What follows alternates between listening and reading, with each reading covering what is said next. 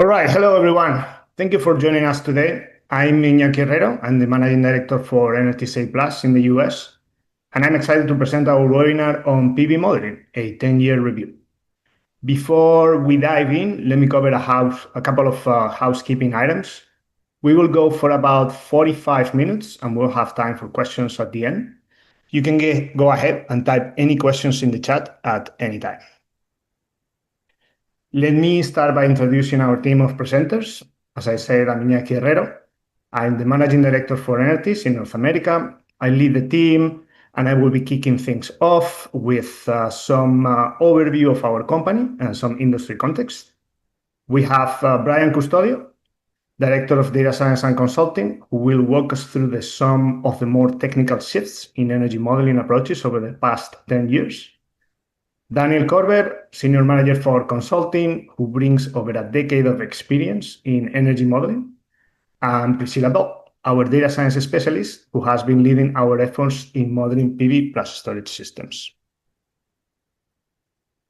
At Energies, we wanted to do this webinar as a way to look ourselves in the mirror after 10 years and thousands of energy yield assessments. See what has worked and what has not, so we could share it with the industry and collectively make it better. We will start with a brief intro to our company and then talk about how the renewable energy industry has evolved over the past decade. We will highlight key modeling techniques that have emerged during this time and wrap up with lessons learned from our team at a look at our ongoing validation efforts. Just a little bit about Energy Save Plus. We are a full-service consulting and engineering firm for renewable energy projects. Our services include independent and honest engineering, vendor inspection, conceptual designs, testing, and data analytics. We are part of the A+ Group, which is one of the world's leading testing, inspection, and certification companies, with over 25,000 employees in 70 countries. Our company brings 20 years of experience and a global track record of over 850 gigawatts and 100 gigawatt hours of storage. Okay, so the PV market in the US over the past decade, what has really changed? The scale has exploded. The utility scale PV fleet grew from about 10 gigawatts in 2013 to over 200 by the end of 2024. A 20 times increase and still adding over 20 gigawatts per year. Solar dominates new capacity additions. It delivered almost 50% of all US capacity additions in 2022, 55% in 2023, and over 60% in 2024. Construction costs went down and PPA prices followed. The median installed capex dropped by 65% since 2014 to about $1 per watt DC. LCOE is also down 65% from 2014 to about $50 per megawatt hour, and this is on average and without considering tax credits. PPA prices also fell significantly until 2019, and after that they have gone up a little bit due to high interest rates, high demand, and supply constraints. Trackers are the default design option, with over 90% of new solar capacity being trackers. The model technology has changed. We went from 300-watt monofacial modules to larger 700-watt higher efficiency PERC and N-type bifacial modules. Plants are now much bigger and the situation ratio is higher. The typical utility scale project grew from 20 or 50 megawatts to 200, 400, with some projects being close to 1 gigawatt today. Storage is becoming the norm. A big portion of the terawatt of solar projects in the interconnection queues are PV plus battery hybrids. And solar has also expanded nationwide. In the early 2010s, solar was built almost entirely in the Southwest, and today projects span across pretty much every region, with Texas, the Southeast, and the Midwest leading recent growth. On the flip side, the changes to the IRA and the tariff changes are making everyone's work incredibly challenging. And grid interconnection is the new bottleneck. Apart from those changes in regulation, these interconnection queues are giving headaches to everybody. There are massive queue backlogs, and the time from interconnection application to COD can be up to 5 years, where it used to be 3. All right, that's it for the market. I'm going to hand it over to Brian to get into PV modeling specifics. So, Brian, if you want to share.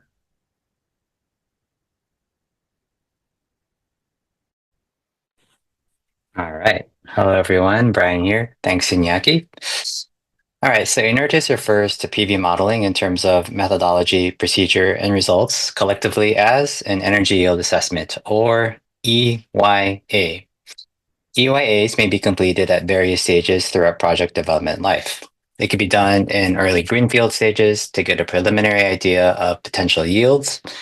It could be done just prior to construction when the design is more or less finalized, and it could be done post-construction when the project is already operating. Accurate EYAs determine a project's financial viability and ensure they can meet the revenue targets. Although all EYAs start with having an accurate solar resource. The inputs that go into an EYA include site-specific metadata, your major equipment, like your modules, inverters, and racking, your design specs, including the string size, the row spacing, the tilt and or tracking range, and your azimuth, your solar resource comparisons that lead to a single TMY selection, topography, and your wind-stow loss calculations. Note that there are many other inputs that go into putting together an accurate EYA, but we have just opted to focus on solar resource selection, topography, and wind-stow loss due to their particular relevance to more recent projects. Okay, so here is what is typically shown on page 1 or 2 of a PV-SYS report. The project summary section along the top shows the previously discussed site metadata.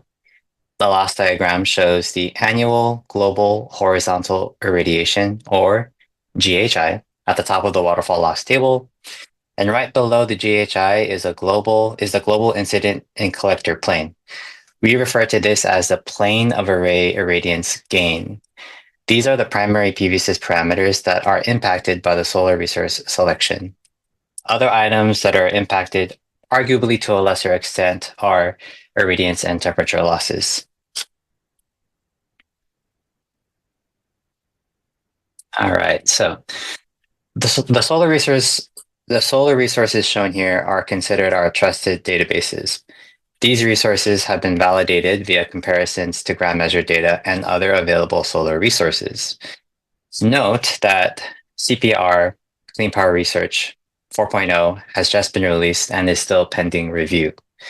We typically take the 2 most recent CPR versions, 2 versions from 3-tier Vaisala, based on the closest minimum measured bias, and Solcast.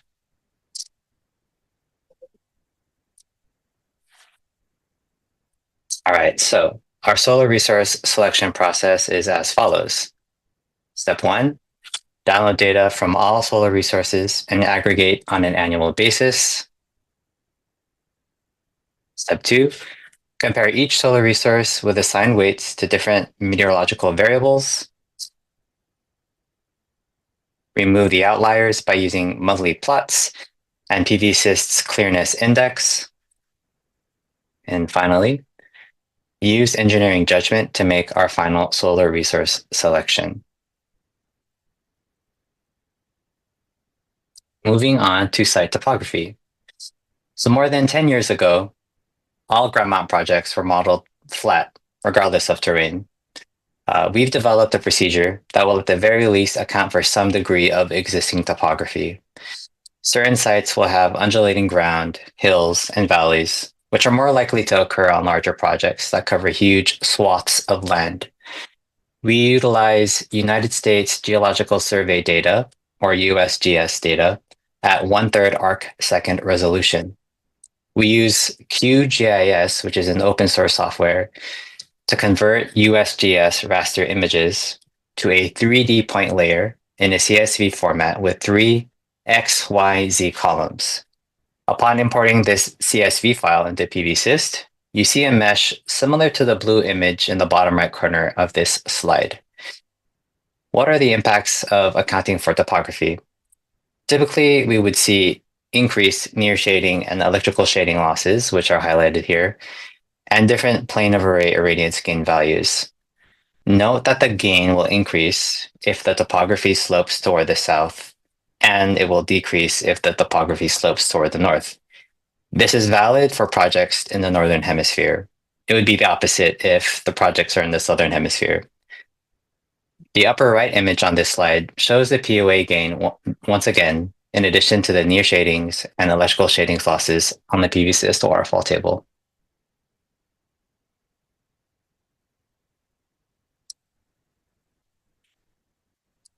Okay, for single axis trackers, upon importing the USGS data into PV-SYST, you would create your table zones as needed.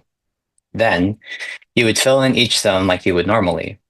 The filled-in tables will follow the natural curve of the imported topography.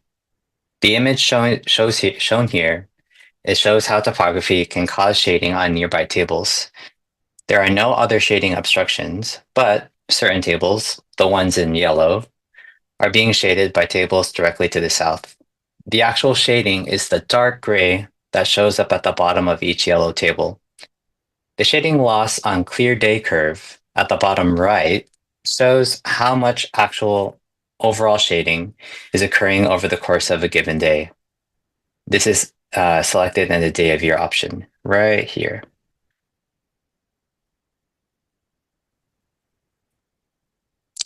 Here are various views of fixed tilt tables on USGS topography with the realistic render toggled on. The top figure is a view from south facing north. The middle figure is a view from west facing east. And this bottom figure is an isometric view. Note that the trees also follow the topography.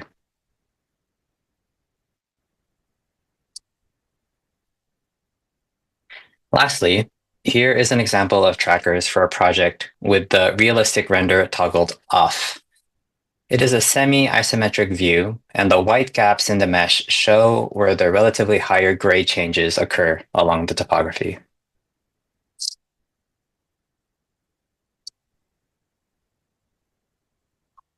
So Inertis A+ has compared its topography modeling approach to imported PV case files that already account for the site-graded topography. PV Case is a separate commercial software that some clients and developers use to create their engineering drawing packages. PV Case is good for bridging the gap between AutoCAD and PV-SYST. You can account for actual site grading in your AutoCAD file, port it to PV Case, and have PV Case export a PV-SYST friendly version. PV Case files can also include tree lines. But note, PV Case files are not always available, and it just depends on the client. In our validation study, we compared USGS data to PV Case data for 5 projects, in which we had the PV Case files available. You can see 4 single-axis tracker projects and 1 fixed-tilt project across projects that range in size from 4.5 megawatts up to 29.5 megawatts. The resulting annual average production difference was less than 0.1%. This leads us to believe that our USGS-based approach is viable.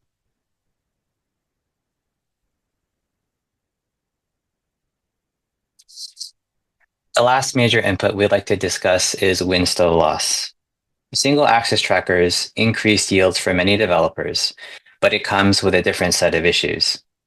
Wind stow loss is one such thing to consider, and it occurs when trackers are automatically tilted into a specified position to protect the structures from high winds. This is often an angle close to, if not exactly 0 degrees, but it varies based on the location. Our method calculates wind stow loss outside of PV-SYST, but it requires PV-SYST to complete. And note that we came up with our method before PV-SYST released its own version of a wind stow loss. Inputs include the aforementioned TMY file and a corresponding long-term time series file, or LTTS file.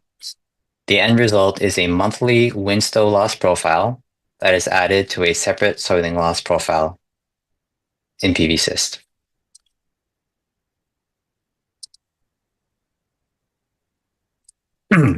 So note that a separate soiling and snow, if applicable, loss calculation is completed for a given project. This is a separate topic that can have a webinar of its own and involves using daily precipitation and snow data from the National Oceanic Atmospheric Administration, or NOAA. The monthly wind stow loss and soiling loss is added together into a single set of monthly inputs in PV-SYST. You can see that it shows up in the soiling loss factor on the waterfall table in the PV-SYST report.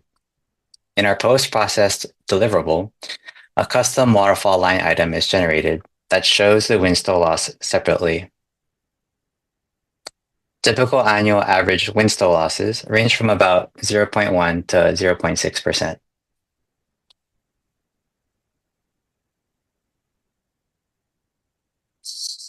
And here is a brief summary of some lessons Inertis has learned since 2013.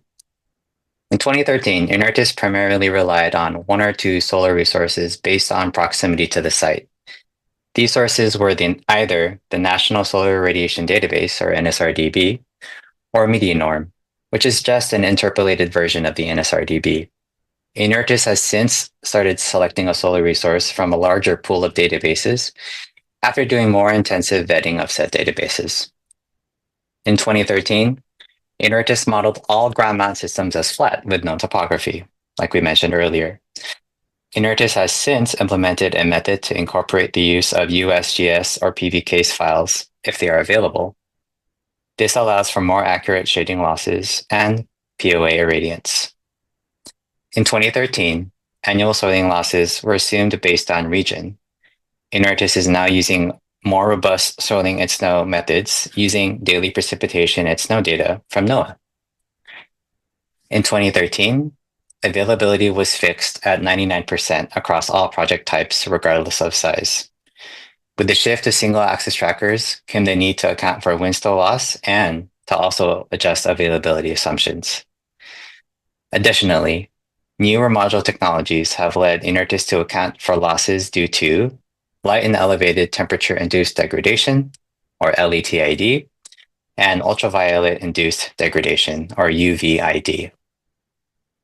Lastly, sub-hourly clipping is also considered as a separate loss from standard clipping.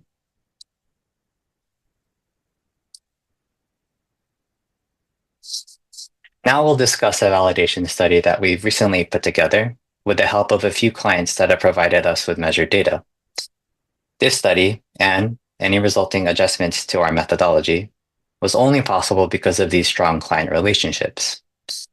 In total, we analyzed 112 projects totaling 650 megawatts DC across the United States. The tables here show the spread of projects, with the majority being within the 1 to 10 megawatt DC range. Separately, note that a large number of these projects were concentrated in the region we label as East, with a sprinkling of projects across the remaining regions.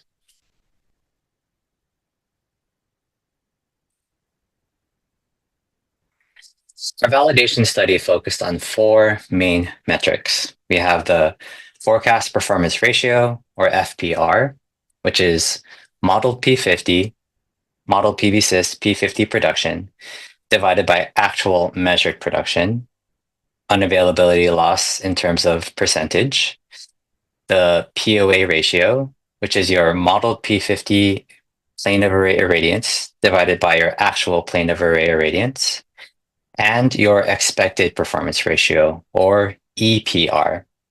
This is similar to FPR, with the only difference being that the modeled PV-SYST P50 production is corrected for actual weather. That is, P50 production is multiplied by the ratio of actual POA divided by P50 POA. The results are summarized in the table below here. Notable mentions include that the availability median was approximately 98.2%, which is equal to a 1.8% unavailability loss. The median FPR was 96.1%, while the median EPR was 101.4%. This means that pure P50 production was approximately 4% below actual production. But when you account for actual POA, the delta is 1.4% above actual production. This points to our general loss input assumptions being slightly conservative. The majority of the shortfall in FPR comes from the POA ratio, which had a median value of 95.8%. Lastly, the standard deviation values shown here are all within the uncertainty band we would expect to see within our own EYAs.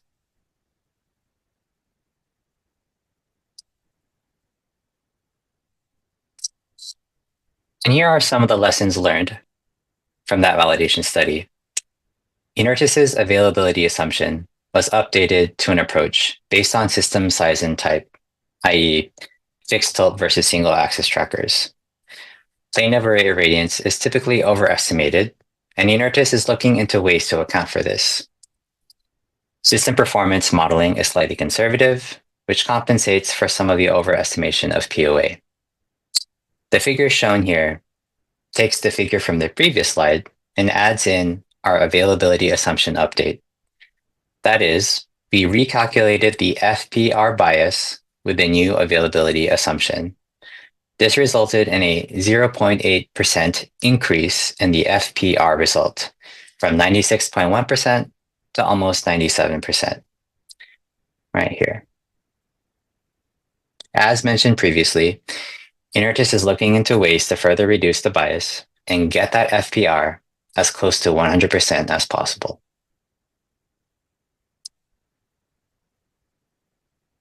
Okay. In summary, Inertis A+ has adopted several methodology updates over the years to increase the accuracy of our EYAs. This includes a robust solar resource selection process, the inclusion of wind-stow loss, and accounting for site topography. Note that Inertis A+ has more than 15 years of expertise in performing these EYAs. We'll continue to drive to be as accurate as possible in performing said EYAs. The processes explained here have been developed across several years, refined via several feedback loops, and verified against real data. As new technologies come out and renewable energy evolves, Inertis will remain open to methodology updates, including accounting for losses we don't even know about yet, and potentially reducing losses with which we are being too conservative.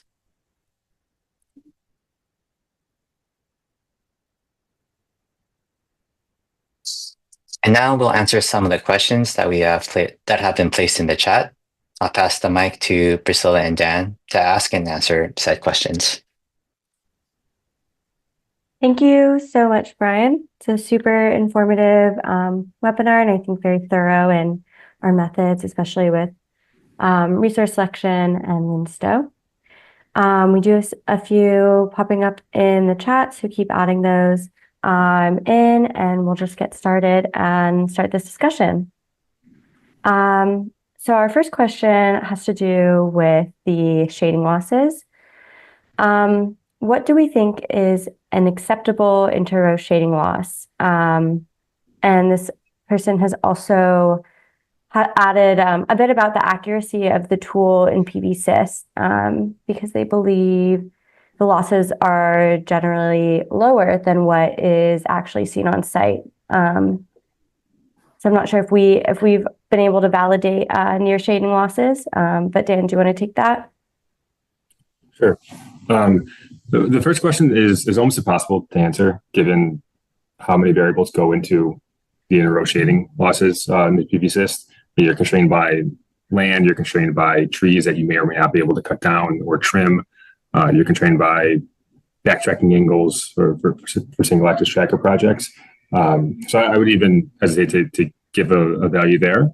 And then for the second question, yeah, we do see occasionally that the PVSys model does not quite line up with what's been measured on site. Sometimes it comes up in a passing test, sometimes it comes up in a project that is performing for we're conducting a performance study for an operating project.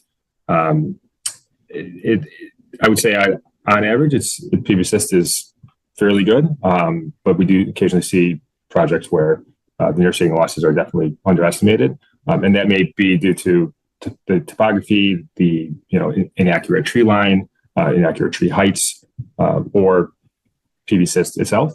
But it's something that we, of course, monitor via the capacity test and via continued monitoring during the operating period of the project. Oh, hey, Dan, Absolutely. so to get just because it was a lot of good content there, would you say that in general, if you take a little bit more time in modeling the site, you may not see this issue of lower shading losses? I mean, the more time you take, the more accurate the shade scene should be. But there are plenty of times where we do feel we have a quite an accurate shade scene, and then during the capacity test period, they'll say, hey, the site is shading during periods which PV says you're not shading. So we know that it's not perfect, and there can be edge cases, right where PV switches over from shading to not shading that don't quite match up with PV. But in general, the more time you spend in the shade scene, the more care you put in it, the more accurate your model to measure results should be. Got it. Okay. Thank you. Really good question. Yeah. Sticking with the shading questions, do you want to talk about how we model tree lines and forestry, as one person has put it? Yeah. So it's a combination of resources. It may be site reconnaissance that clients have gone out, or we've gone out on site visits and taken photos, taken drone scans that can feed into our model. We use resources such as Google Earth as well. There's topographic data in the USGS database as well that can be accessed. So it's a combination of what information is available at the time. And we're always just striving to use that combination of the best resources to produce the most accurate tree line that we can. Great.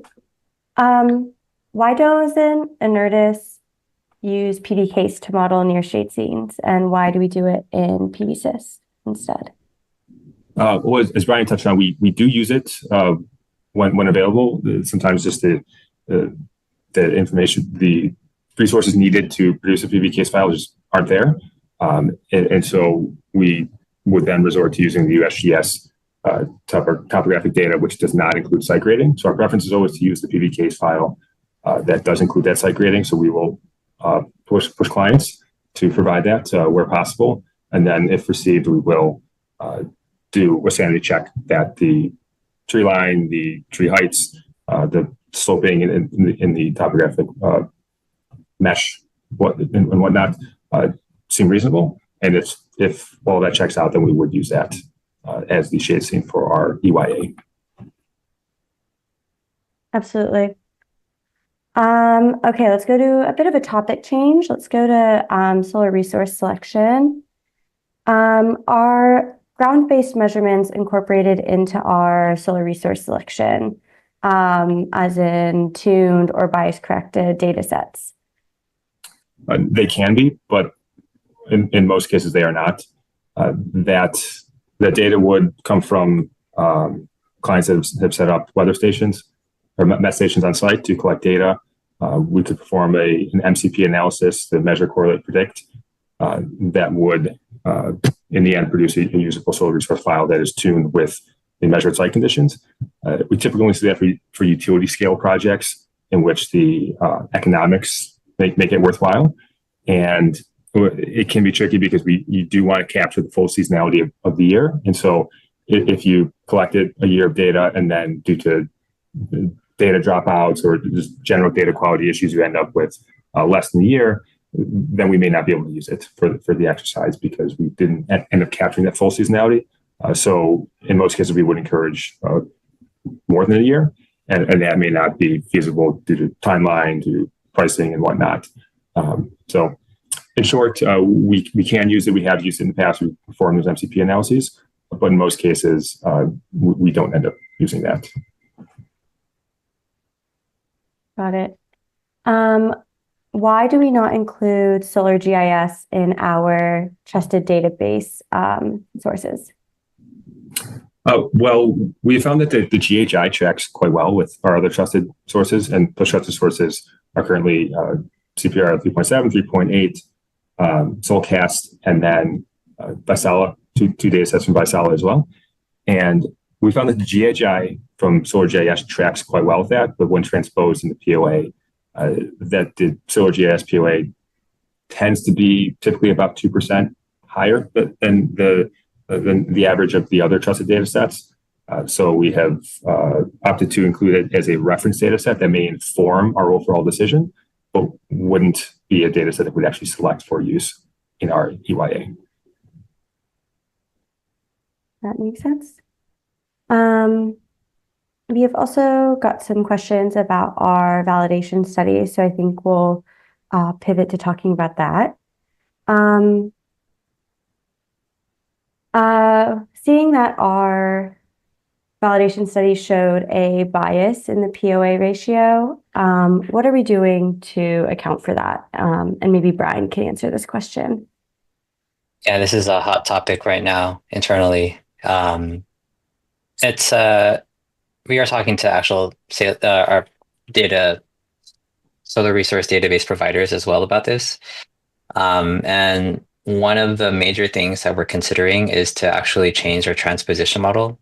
So currently Perez is the default. It has been the default since as far back as I can remember. And it's been mostly accurate, especially on clear days. It's very accurate on clear days. The problem with Perez arises on cloudy days. The diffuse conditions can really mess with the transposition. And so as a substitute, we are considering Hay-Davies, the Hay-Davies transposition model, which in our initial testing is showing on average about a 1 to 2% drop in plane of array irradiance compared to Perez transposition. We just haven't done enough validation of that quite yet to fully support a shift to Hay-Davies over Perez, but that is the one major thing that we are considering. Yeah. So would you say that the main reason that we are seeing lower POA in actual measured data is due to cloudy days, or why do you think that the POA is lower in general? I think it's a combination of factors. I don't think it's transposition model alone. Something that we don't really keep track, have a good sense of like records is how often do pyranometers and reference cells actually get cleaned on site once they're operating. Mm. We know that O&M contracts specify that typically every time that your O&M provider is on site, that they clean the sensors with a damp cloth. But usually that record is not tracked in a monthly O&M report. You don't usually see that as a note. Not often enough, I would say. There's that. So maybe it's 30 sensors that are underreporting POA. We also don't know how often these sensors actually get recalibrated once they're installed on site. You get really good calibration at the beginning because it's freshly installed. It's a brand new sensor, but are you actually going out there and recalibrating your sensor every 2 years, every 5 years? So there are other things I think that go into it. Yeah. Specifically, have we seen this trend in more areas than others, or does it depend on any like ratio of direct to diffuse or any other site characteristics, or do we generally notice that the on-site POA is less than what PVSys is telling us kind of all over?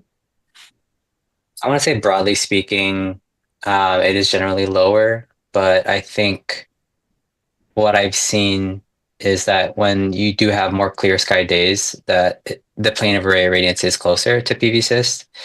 So, but again, just generally speaking, I wouldn't say across all projects it's like that.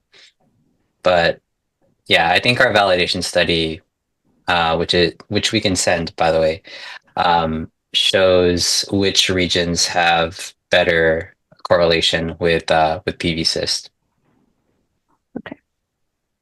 Yeah, definitely reach out to us if you'd like to see that validation study. A couple of availability questions. I think it'd be good if we just stated our the results from that validation study and what we updated our availability assumptions to be. Oh man, I don't remember off the top of my head. Let me see. Let me bring it up. So I have them. So we are applying a lower availability in year one for system teething to get out the kinks of those kind of known first year issues that pop up for projects. And then year two onwards, we would apply our long-term availability. And that availability percentage for fixed cell systems would be 98.5%.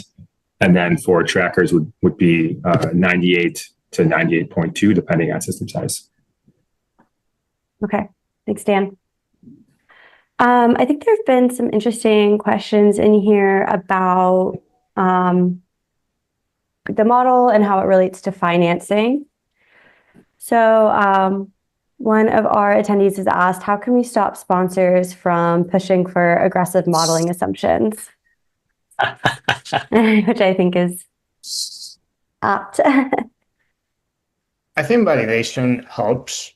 Sometimes, I would say there are two types of situations when this happens. Sometimes a sponsor who has been developing a project or has acquired a project genuinely thinks that the production is going to be higher than what we are giving.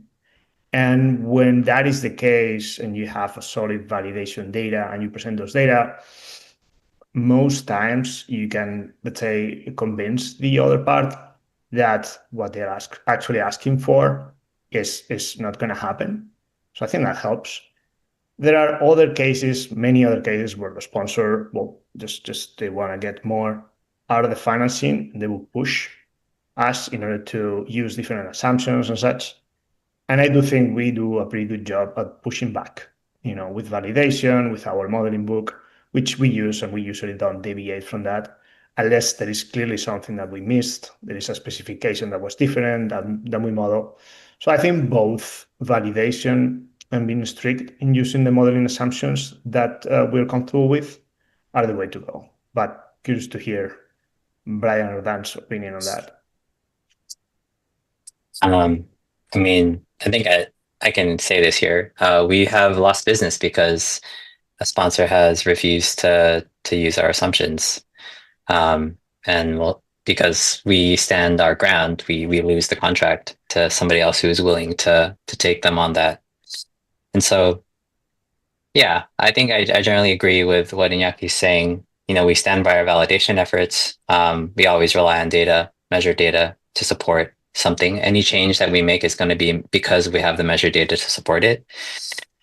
And honestly, it's nice to see that some developers we've been partnering with for a few years have actually backed down eventually after seeing their projects go from development stage to operating, and they see that our original assumptions were actually, more accurate than what they wanted. So we've seen that change happen actively. I don't have anything to Anything to add, Dan? No, they did great. Okay.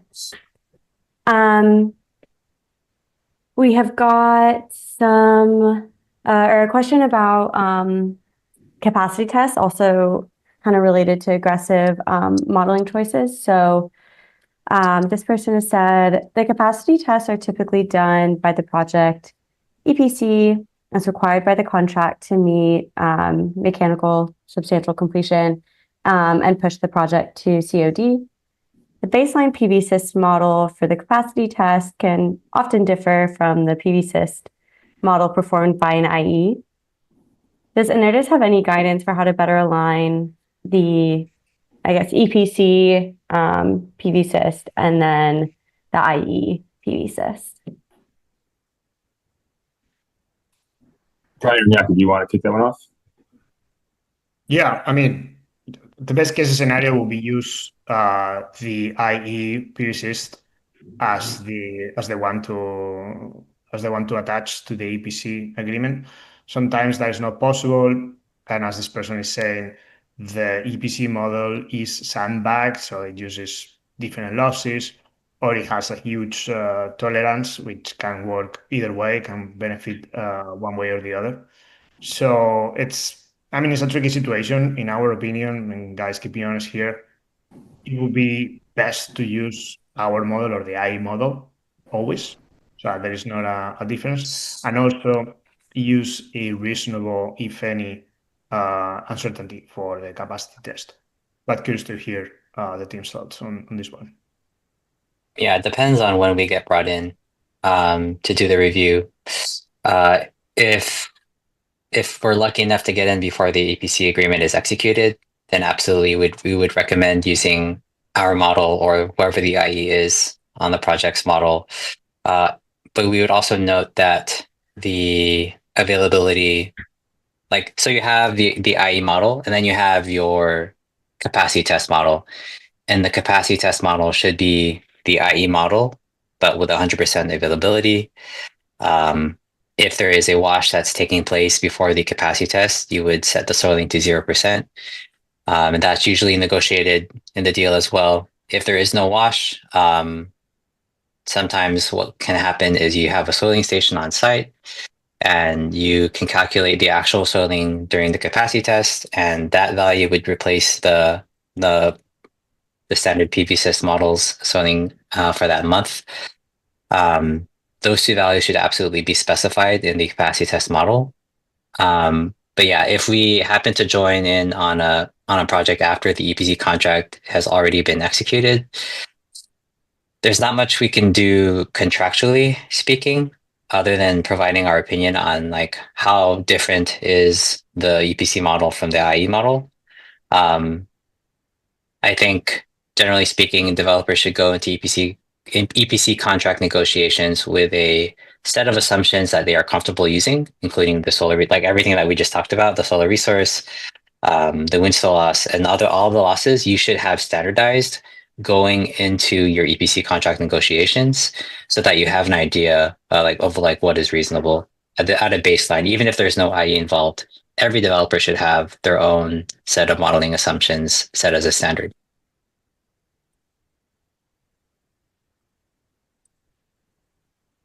Sounds good. So Okay, sounds good.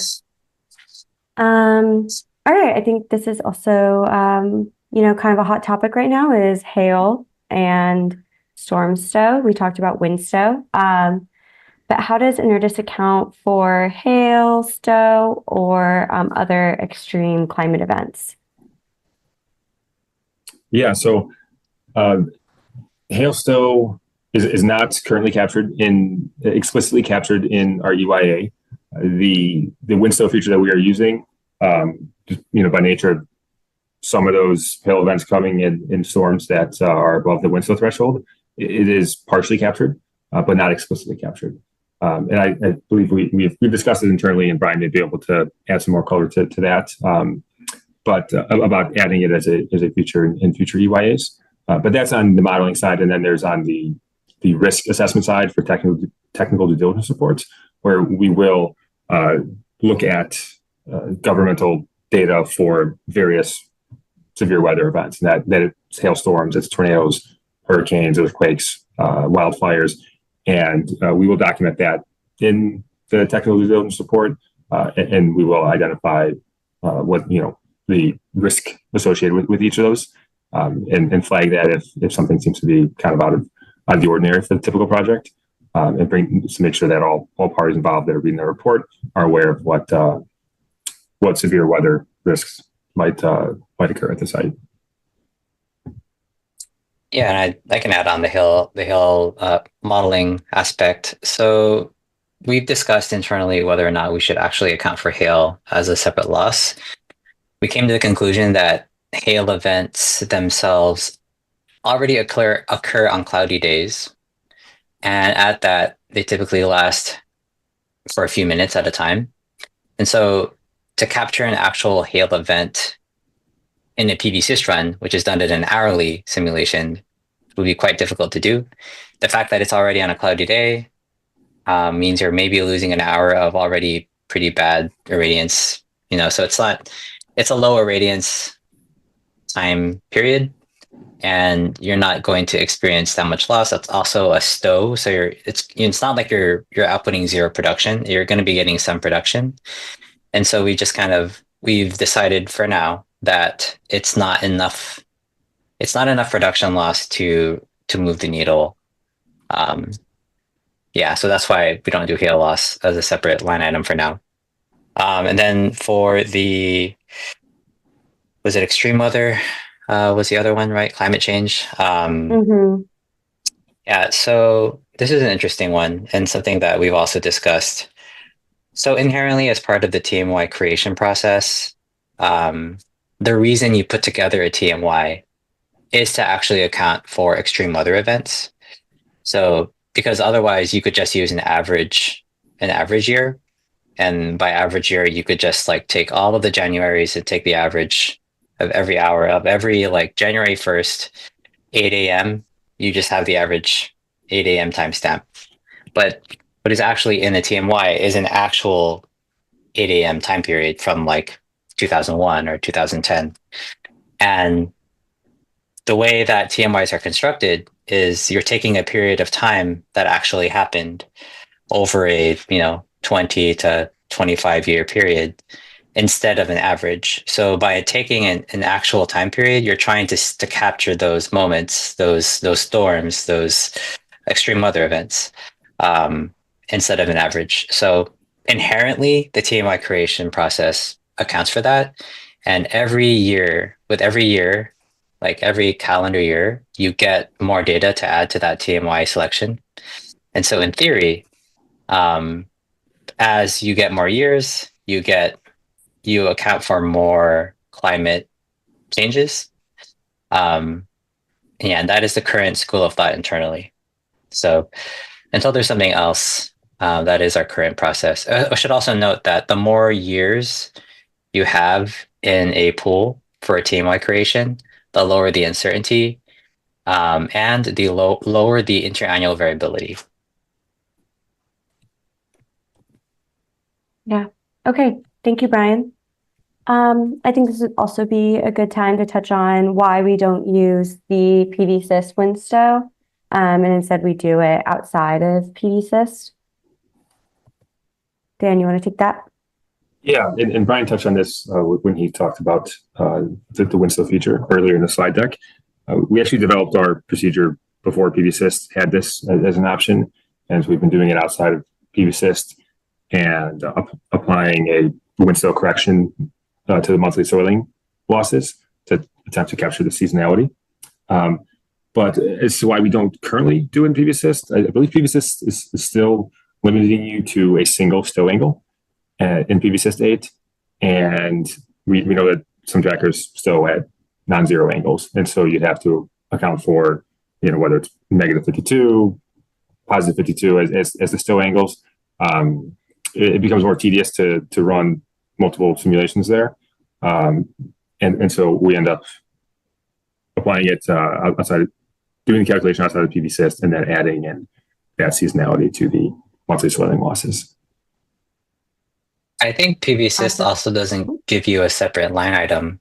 I think it gives you production that already has Winstow, right? Yeah. Mm-hmm. So you lack visibility in the waterfall table that we present in our deliverables to clients. Our deliverable would include that Winstow loss line, whereas PV-Syst does not break that out separately.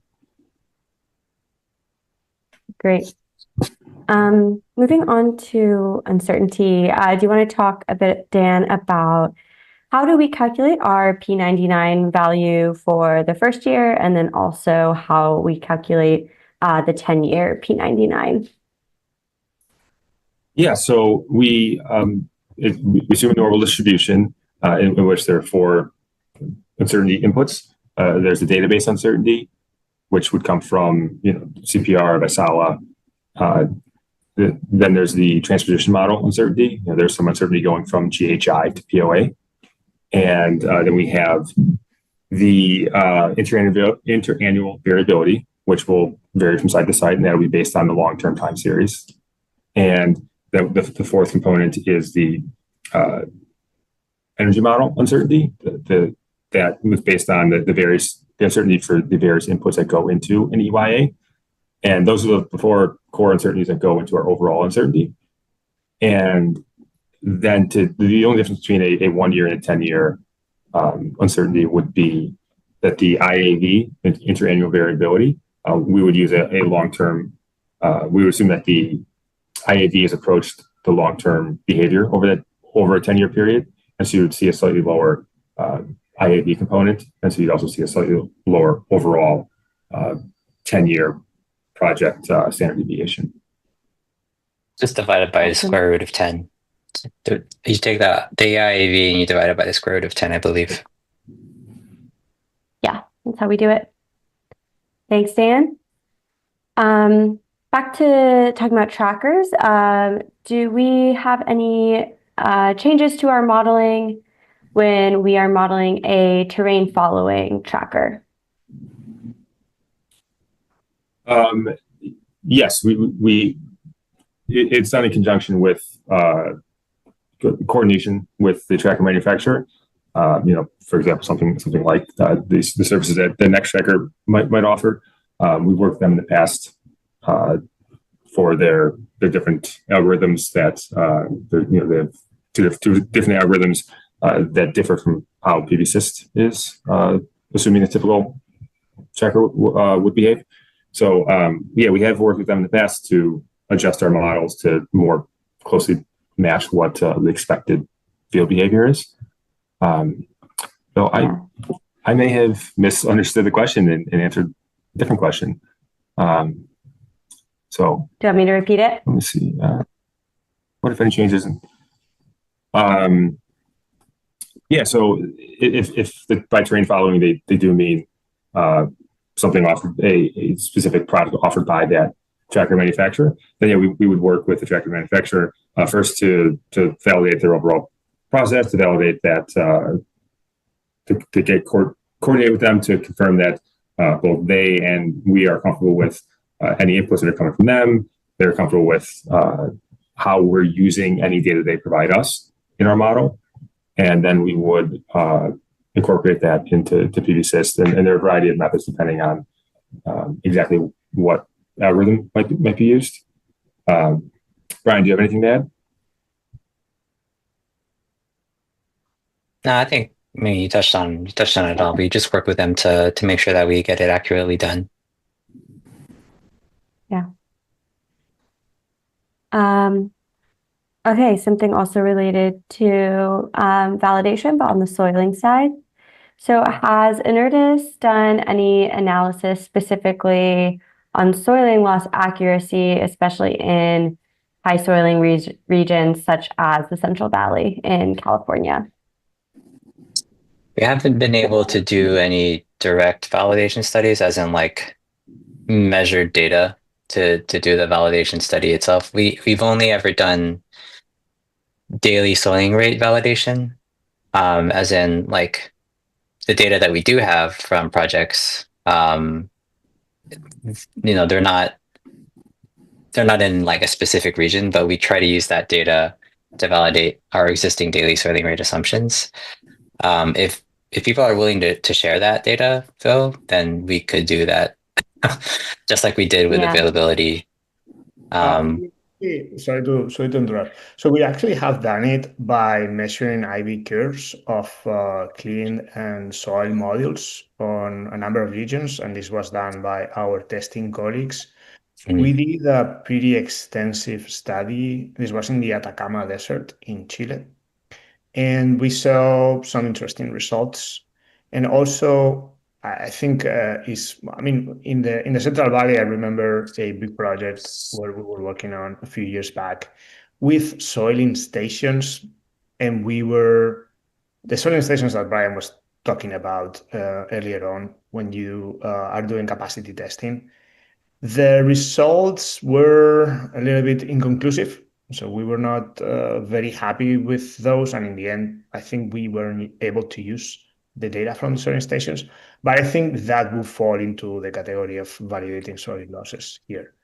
We do think, in general, our soiling losses are a little bit conservative. and we do think that maybe part of that is EPA, part of that being conservative is due to soil losses.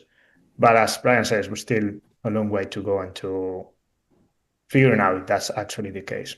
And then Yeah, it's worth mentioning, Brian, what happened in the Carolinas with pollen and soiling. I was about to say.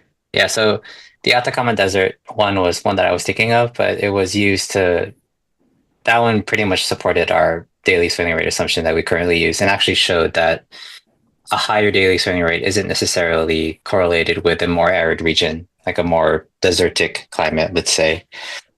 But then, yeah, on the flip side, I think in the Carolinas, we've seen that our daily swimming rate assumption that we've been using, which is typically around 0.1% or 0.125%, may not be enough because of the sticky pollen that can occur during spring when all the flowers are growing and all the pollen's in the air. That pollen sticks to modules, and a typical rainfall event doesn't necessarily clean the modules of it.